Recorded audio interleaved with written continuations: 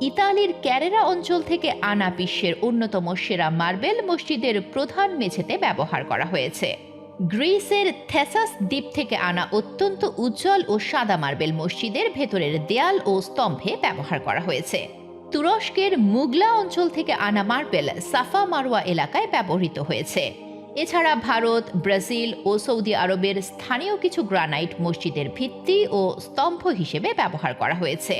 সবকিছু মিলিয়ে এই ভবনের প্রতিটি কোণায় ব্যবহৃত সর্বোচ্চ মানের নির্মাণ সামগ্রী এবং সর্বাধুনিক উন্নত প্রযুক্তির ব্যবহারের কারণে মসজিদুল হারাম বিশ্বের সবচেয়ে ব্যয়বহুল স্থাপনায় পরিণত হয়েছে।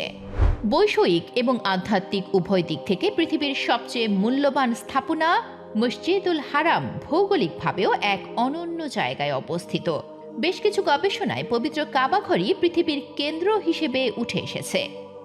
প্রিয় দর্শক, আমাদের ভিডিওগুলো ফেসবুকে দেখতে চাইলে গোলক ধাঁধার ফেসবুক পেজ লাইক এবং ফলো করুন।